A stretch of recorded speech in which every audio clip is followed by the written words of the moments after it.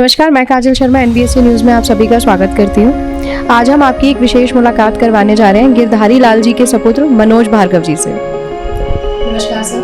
नमस्कार madam. Sir, पहले तो हम अपने व्यूअर्स को आपके बारे में, आपकी पर्सनल लाइफ और प्रोफेशनल लाइफ में क्या क्या आपने किया है, किस तरीके से अभी तक आपकी कार्यशैली रही है, उसके बारे में थोड़ा सा आप बताइए। मैं एक ऐसे परिवार में जन्म मेरा हुआ है जो जनसंघ से लेकर आज का स्वरूप जो है भारतीय जनता पार्टी, उस परिवार से मेरा ताल्लुक रखता हूँ। मेरे पिताजी जयपुर से 4 बार तो एमएलए रहे, 2 बार उससे पहले नगर परिषद सदस्य रहे और 6 बार जयपुर से लोकसभा का चुनाव में लड़ा और 6 बार वो विजय श्री प्राप्त करी। उनकी डेथ 2009 में हुई थी टिकट मिल जाने के बाद। 7वीं बार उनको लोकसभा का टिकट मिला था। टिकट मिल जाने के 3 दिन बाद में उनको हार्ट अटैक से उनकी डेथ हो गई थी अहमदाबाद के अंदर।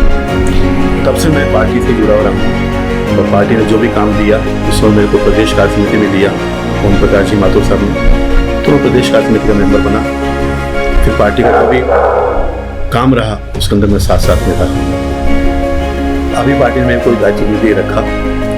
हाँ, लेकिन बैनर मेरे पास अभी भी बीजेपी का ही और बीजेपी में ही रहूँगा। तो सर, आप आगे बीजेपी के साथ अपना कैसे, मतलब भविष्य कैसे सोचते हैं? मतलब आप आगे कब अपने पिताजी की जगह लेंगे और वापस से उन्हीं की जगह पर प्रदेश के लिए कार्यरत हो? भविष्य वाली बात है, बीजेपी का भविष्य अच्छा है तो मेरा भविष्य अच्छा है। और रही बात पिताजी की जगह लेना, तो उनका जितना कर्मठ तो शायद मैं नहीं हूँ या पार्टी विश्वास नहीं करती मेरे पर। अभी पार्टी मेरी परीक्षा ले रही है और जब पार्टी ये समझेगी बोले हाँ ये बच्चा कुछ कर सकता है, तो जो पार्टी आज दायित्व देगी उसको पूरा निभाऊंगा, ईमानदारी से निभाऊंगा। मैं ये भी जानना चाहूँगी कि हाल ही में आपकी पार्टी आपको टिकट नहीं दे रही, मतलब मौका नहीं दे रही, तो जो आप अभी अपने प्रदेश के लिए अपना कर्तव्य निभा रहे हैं वो करते रहेंगे या उससे आप बैकआउट कर लेंगे? पार्टी कई बार मजबूरियाँ होती हैं कि नहीं चाहते हुए भी कुछ काम उनको करने पड़ते हैं, तो हर एक कार्यकर्ता को तो राजी रखना पार्टी का भी संभव नहीं है। लेकिन फिर भी अगर पार्टी मेरे पे एक बार विश्वास करे, क्योंकि और भी हमारी पार्टी के नेता जो हैं उनके भी पुत्रों को पुत्रियों को टिकट मिला है, यहाँ राजस्थान में ही नहीं पूरा ऑल ओवर इंडिया में मिला है, तो शायद मेरे पिताजी का काम इतना कमजोर तो नहीं था कि मेरे पे एक बार विश्वास नहीं करेंगे। अब पिताजी तो आज दुनिया में नहीं है, लेकिन उन्होंने जनसंघ से लेकर के और आज की भारतीय जनता पार्टी तक पार्टी के आदेश की पालना करी है। पार्टी ने उनको आदेश दिया कि भाई जयपुर के महाराज सामने खड़े हो रहे हैं लोकसभा चुनाव, आपको खड़ा होना है, तो पापा जी ने अपने पूरा पॉलिटिकल कैरियर दाव पे लगाते हुए उनके सामने खड़े हुए, लेकिन कार्यकर्ताओं के दमखम पर और जयपुर की जनता के प्यार के कारण उन्होंने विजयश्री प्राप्त करी। फिर कांग्रेस ने यहाँ पे वयोवृद्ध नेता थे हमारे नवल किशोर जी शर्मा, पूर्व पेट्रोलियम मंत्री, उनको टिकट दिया। फिर पार्टी ने आदेश दिया जब आपको खड़ा होना है, पापा जी फिर खड़े हुए और चुनाव जीते।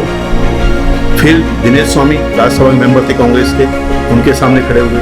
फिर सैयद गुडेज उनके सामने खड़े हुए। फिर रघु शर्मा युवा नेता कहलाते थे वो, उनके सामने खड़े हुए।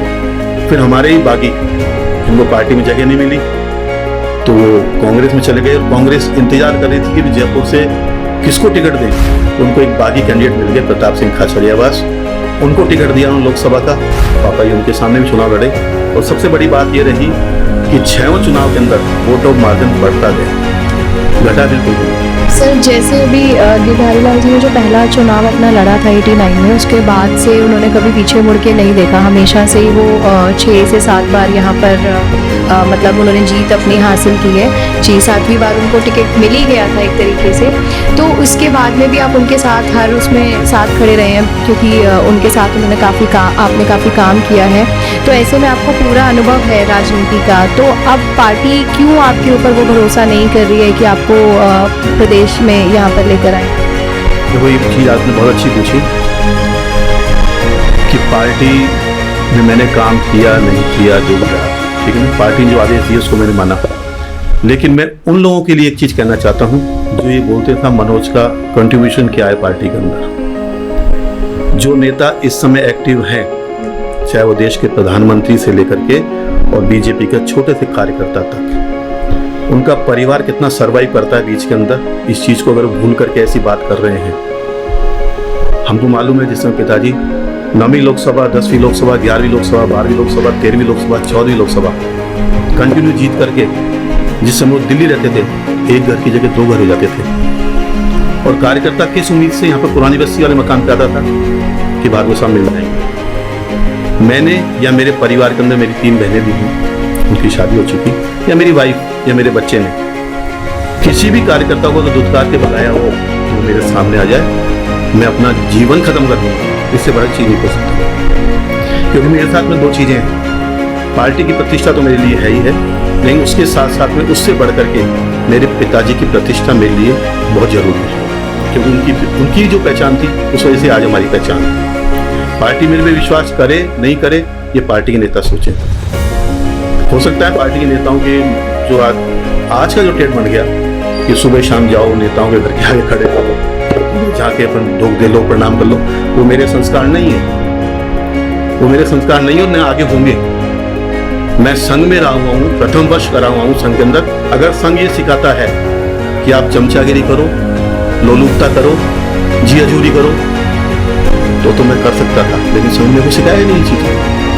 सर आप कह रहे हैं कि संघ ये सब नहीं सिखाता, पर यही जो कांग्रेस के जो नेता अब पार्टी में आते जा रहे हैं, तो ऐसे में संघ मतलब क्या सोच रहा है, क्या सोच के उनको पार्टी में इस तरीके से लिया जा रहा है? जहाँ तक मैं समझ रहा हूँ संघ से शायद इस बारे में कोई चर्चा नहीं हुई है। अगर हुई भी होगी तो देखो राजनीतिक पॉलिटिकल पार्टी है ये, कई बार कुछ मजबूरियाँ भी होती है पार्टी की कि किसी बड़े चेहरे को पार्टी में शामिल भी करना पड़ता है। लेकिन एक चीज़ देखनी चाहिए, बड़े चेहरे को बोलने से पहले अपने कार्यकर्ताओं का नुकसान तो नहीं हो रहा है।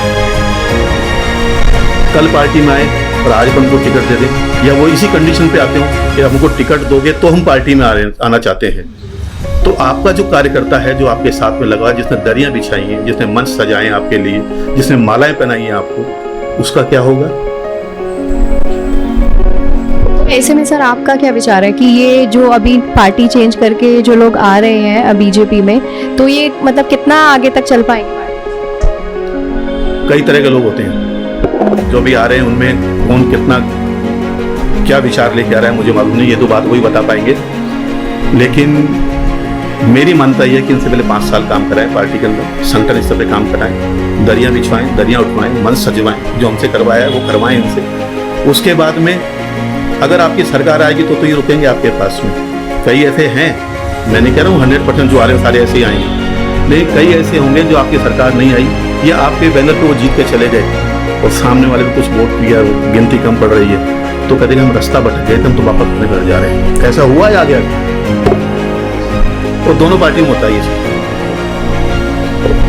तो सर आगे की आपकी क्या नीतियाँ हैं, मतलब किस तरीके से जैसे आप देख रहे हैं तो आपको कहीं ना कहीं मन में एक ठेस तो होती होगी कि आपके पिताजी ने इतना मतलब साथ दिया है पार्टी का, आप भी उनके साथ में एक अनुभव लेकर यहाँ तक आए हैं, उसके बाद भी पार्टी दूसरे लोगों को यहाँ ये मौका दे रही है जो आपको नहीं। वर्तमान समय में पार्टी की मजबूरी कुछ भी हो सकती है, पिताजी का टाइम अलग था, अब ये पार्टी मेरे बारे में डिसाइड होकर पार्टी करेगी, मैं पार्टी से बंधा हुआ हूँ।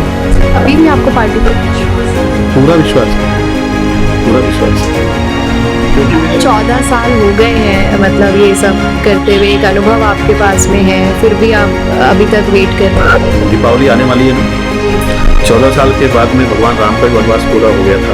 आपका भी वनवास पूरा?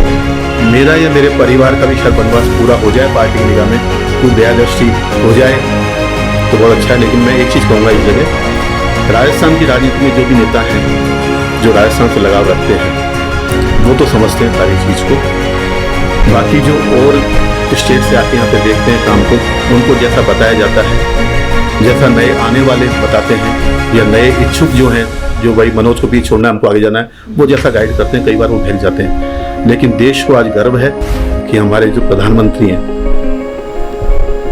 मिल नहीं सकता है साथ में, ढूंढने से नहीं मिलता, क्योंकि इनकी कार्यशैली, मैं तुलना नहीं करूंगा लेकिन फिर बोल रहा हूँ, इनकी कार्यशैली, भाई नरेंद्र भाई मोदी की कार्यशैली और मेरे पिताजी की कार्यशैली एक सी है। धरती से लग के काम करना जानता है बंदा, और धरती से लग के ही काम मेरे पिताजी ने किया है, तभी जनसंघ से लेकर के आज बीजेपी तक टोटल मिला के 11 चुनाव या 12 चुनाव उन्होंने जीते हैं। हार क्या होती है देखी उन्होंने, एक बार हारे थे, ये बात भी सही है, लेकिन उसमें रिट पिटिशन किया गया था 132 वोटों से उनको हारा हुआ घोषित किया गया था। उस रिट पिटीशन का आज तक फैसला नहीं आया। जिसके खिलाफ करी वो भी धरती जा चुके और जिन्होंने करी वो भी धरती जा चुके, फैसला आज तक नहीं आया। सर जैसा अभी थोड़ा आपने बताया अपने पिताजी की कार्यशैली के बारे में, अपने बारे में, तो बहुत स्ट्रेंथ और बहुत मोटिवेशन चाहिए होती है इतना लंबा सफ़र तय करने में, और वो सब आपने किया है। उसके बाद में भी पार्टी नए लोगों को मौका दे रही है जिनका पता नहीं है कि वो आगे कब तक पार्टी के साथ रहने वाले हैं। तो ऐसे में आपको लगता है कि जनता उनके सपोर्ट में है कि पार्टी ने मतलब मौका दे दिया, वो एक अलग बात है, क्या जनता इसको स्वीकार कर? व्यक्तिगत अगर मेरी बात करते हैं आप, तो मेरे पिताजी काम इतना कमजोर नहीं था। एक बार पार्टी विश्वास करके देखे, जनता को एक्चुअली में देखा है। जयपुर की जनता की बात करता हूँ मैं कि जयपुर की जनता को पिताजी के जाने के बाद में अभी तक पार्टी स्तर पर श्रद्धांजलि अर्पित करने का मौका पार्टी ने दिया ही नहीं। उनके नाम से कई नेता यहाँ जीत रहे, नारे तक ले गए। आपने एक नारा सुना होगा पिताजी का, जिसका कोई पूछे हाल उसके संग गिरधारी लाल। ये नारा एक बहुत ही पत्रकार जगत दुनिया जुड़े हुए व्यक्ति कपूर चंद जी पुलिस का दिया हुआ, और उन्होंने क्यों दिया था कि पापा जी सोशल लाइफ में भी काफी थे।